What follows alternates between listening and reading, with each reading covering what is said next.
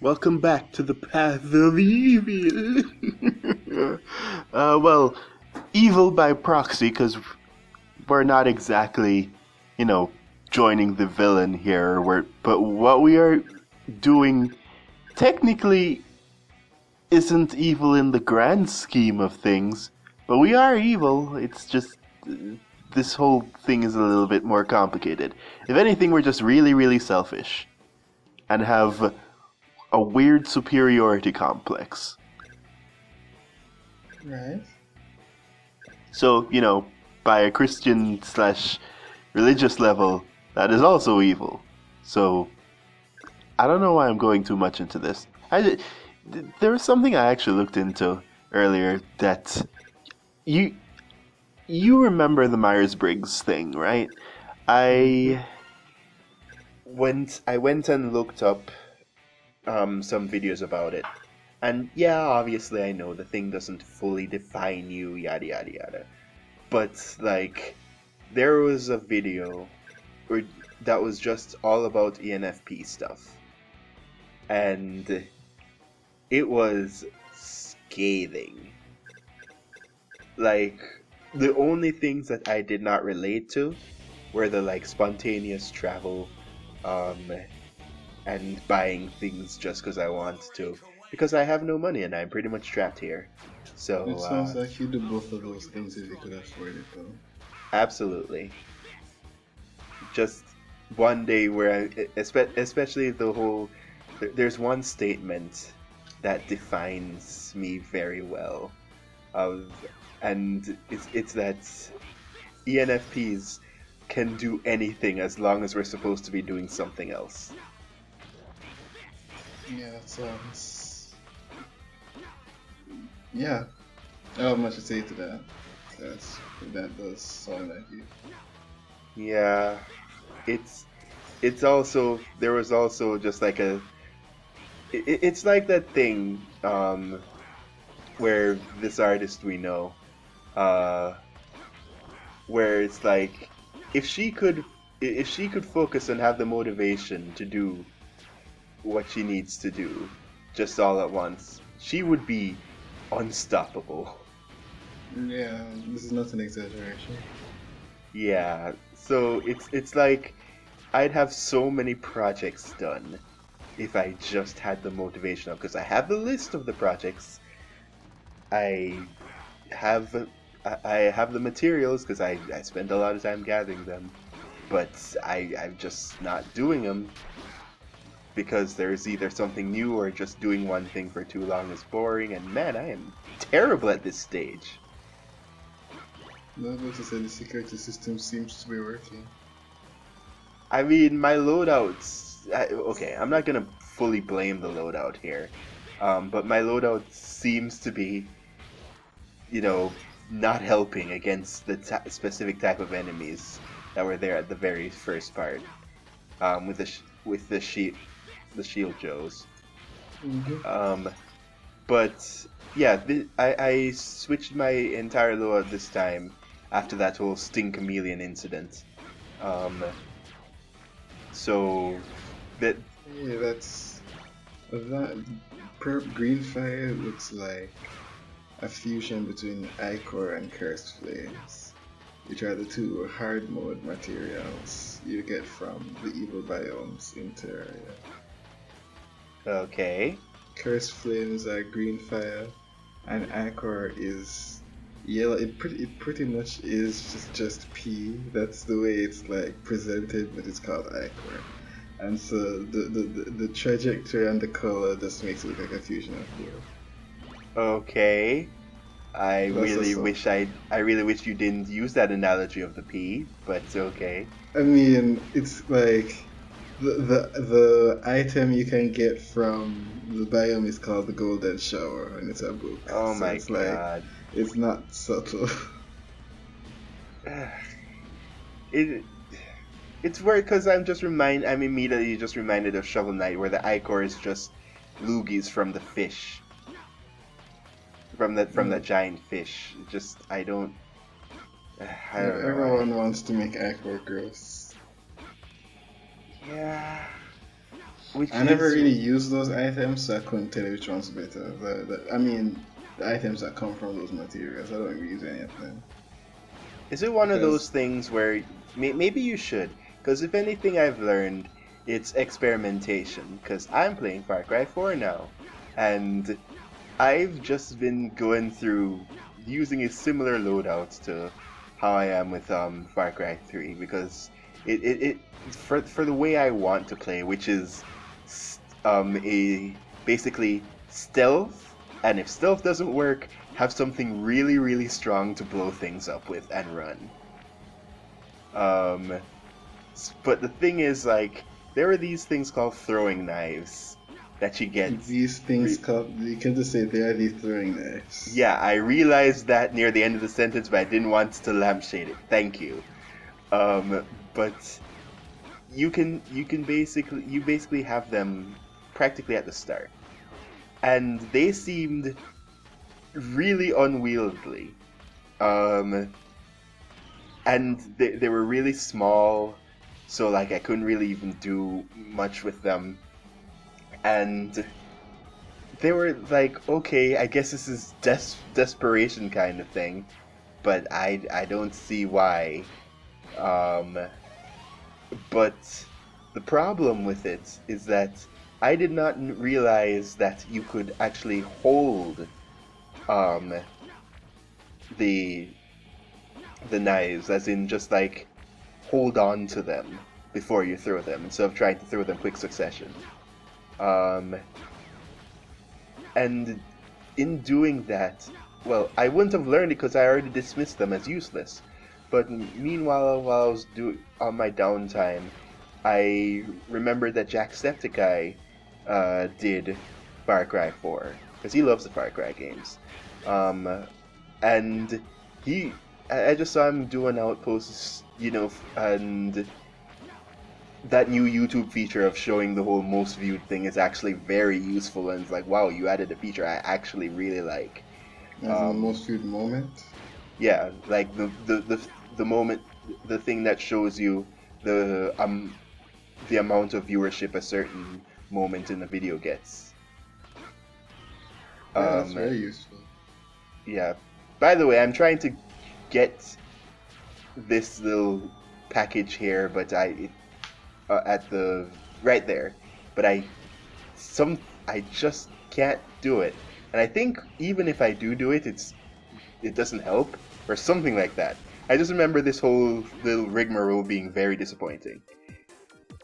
Yeah. But yeah, so I was looking for some comedy stuff. Just like, okay, I'm just here for the quick laughs instead of just watching him through and through with that. But the thing is, I saw him just absolutely murk like 3 and 4 guys with just throwing knives due to him holding them. Like, wait, hold on, that would have been helpful because there's unlike the bow, which needs to be like need to restring it, not restring it, put up another arrow and then get ready to fire. You just have these knives, and they're silent like the bow, so they're perfect for stealth. So for a good while, until I started facing more armored enemies, I just was a knife wielding fiend, and it was so fun. Yeah, that's what comes from just trying new things. Just find out something you didn't realize was good.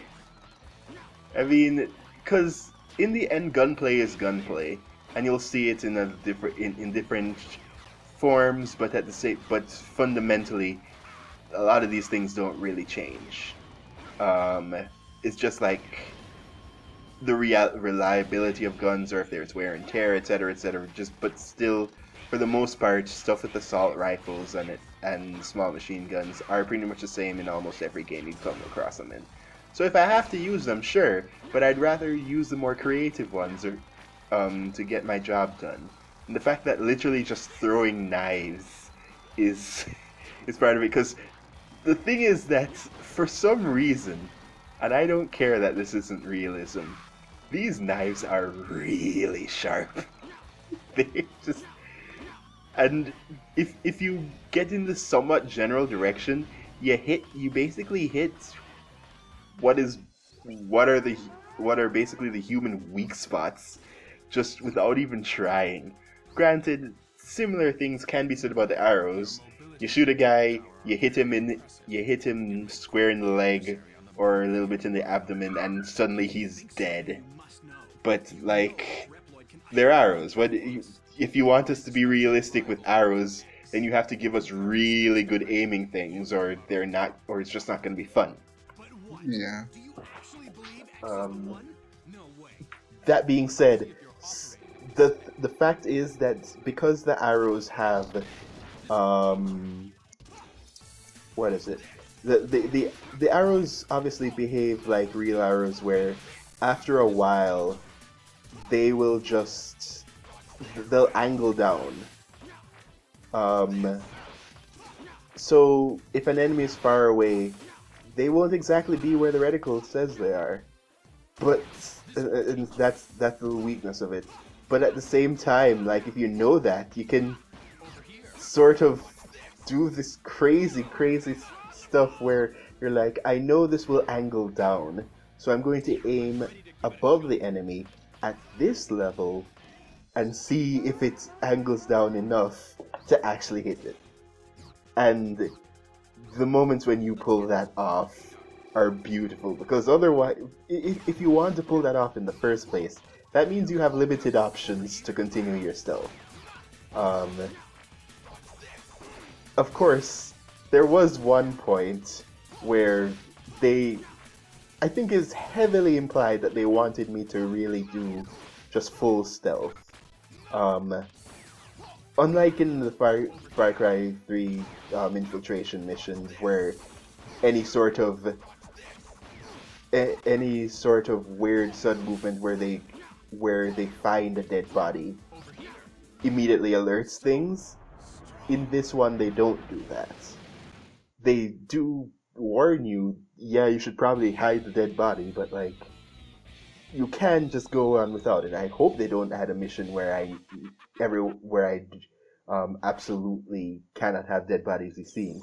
But like, I had to infiltrate a place, and just they were doing a whole bunch of people were just around talking in groups, like people do, and I was like, oh man, I have to do that thing where I throw rocks and hope that they stay over there and don't turn around. And I was doing that, and I got pretty far.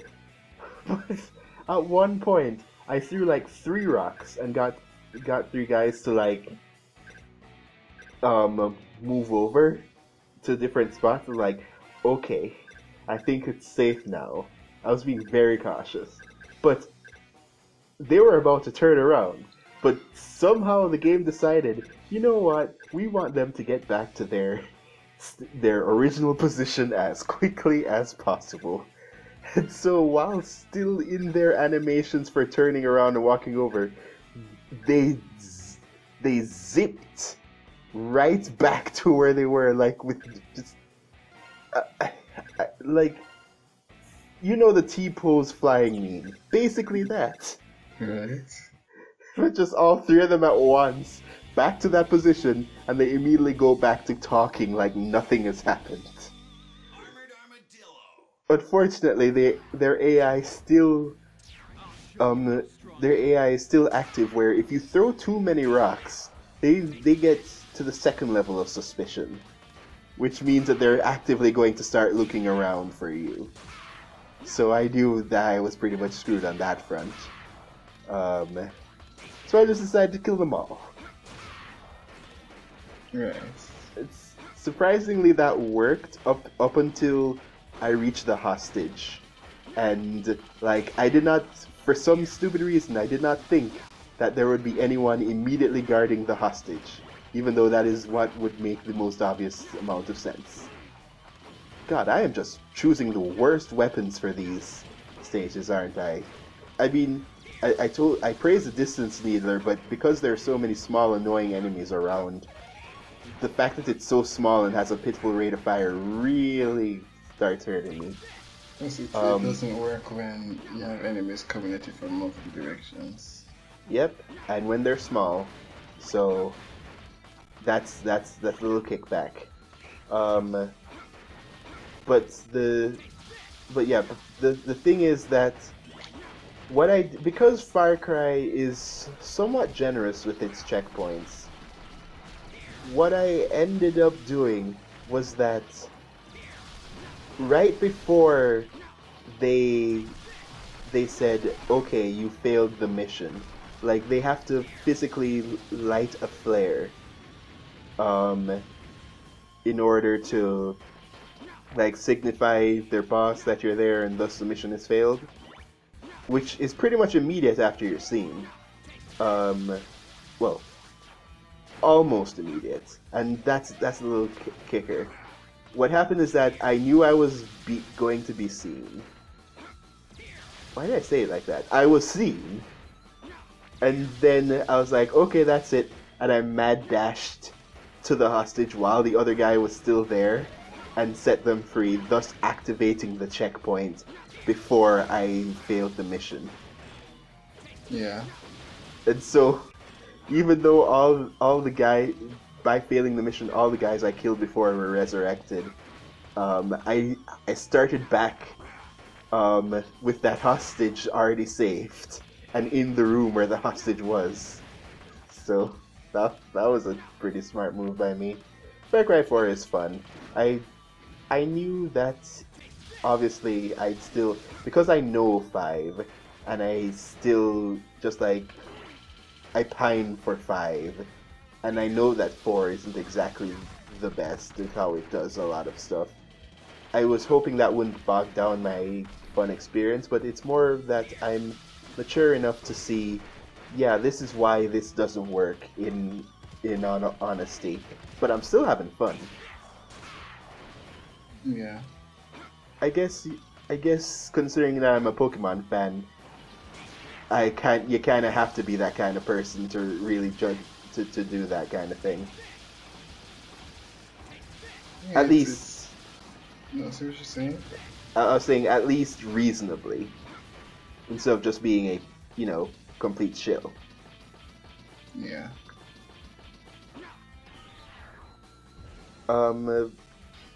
The thing is, though, is that I personally, well, in terms of new things coming out, apparently a lot of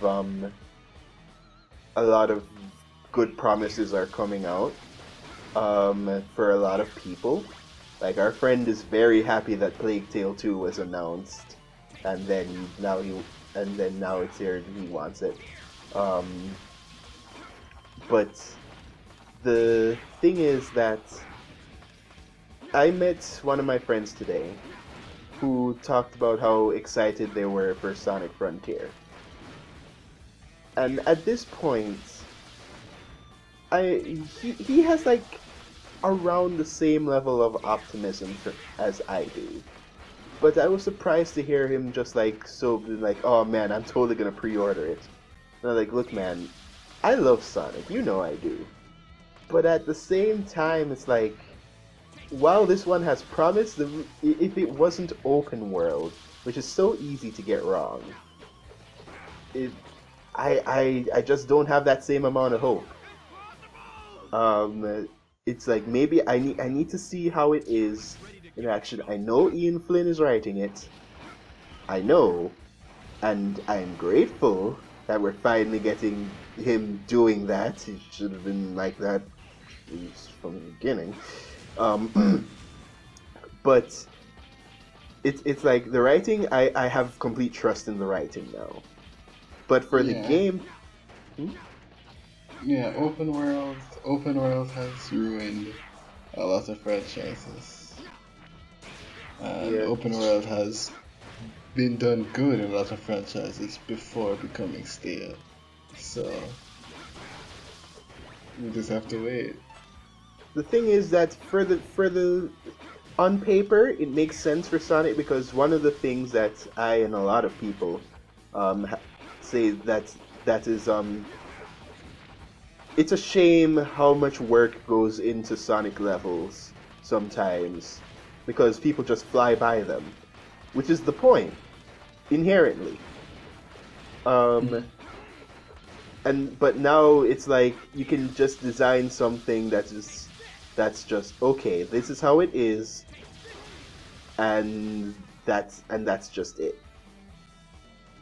You don't need to worry about anything else. You just need to place things well, and we've seen it done semi okay in Sonic in stuff like Sonic Utopia. So we know it can that the basis isn't a flawed one to keep in mind. It's just a matter of I don't really have trust in Sega after some of the stuff they've pulled. It's one of those things where I really well after Forces, what can you say? I mean, to this day, I have okay, I won't call them nightmares, but I have flashbacks to the war scene of Forces and just how terrible and lazy it was. And not only was it terrible and lazy, but it came out of nowhere. Just especially after that whole null space thing, where I was what really stinks? When your what? franchise is inconsistent, the story still has to just be canon. Like Legend of Zelda is Yeah. consistent enough that yeah, you're fine just accepting everything as being in the timeline. But with Sonic, sometimes you're gonna get this really, really dumb story, and then yeah, that happens, and that's just the depiction of it forever. Yeah, like there's never going, which is another whole thing with the missed potential. Just like Eggman took over the world this time, and this is how this went. Just like so, I guess we're not doing that plot thread again. Uh, but whatever. But the thing is that I don't know if you remember, but like when we were playing it, we just how quickly it just happened. Like, oh yeah, and this was my computer telling me to give up and stop recording, and I was like, no. Um, but yeah, how quickly the war thing happened. We're just like Eggman's fortress. Huh? What's this? And then he just cuts to Knuckles like, everybody ready? Yeah, charge! Just what? It, I I almost.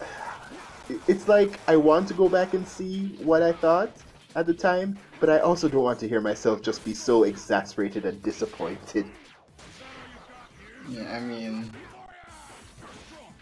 it's curious. So, like, what's going through our minds at that moment? But we have the hindsight now. I mean, I'm fairly certain that you would have probably been laughing. Probably. I find these things funny. When something's disappointing, it's usually really funny to me. I'm trying to think of the last time something was disappointing that actually made me sad. At least in a video game. Like when I hear Pokemon does something dumb, it's amazing to me. I've just completely gotten over that. So now I'm just like, yeah, I can't wait to see what they do next. So yeah, I was probably laughing at that point. But like, of course, the part that when it really sucks that for both Sonic. Oh yeah, this is where I also die to him, but we're continuing on regardless. So who cares? By my timeline, everything is completely fine, and it's just going to show later because we're going on to the next part, and maybe with the tangent, maybe not. Who even knows at this point?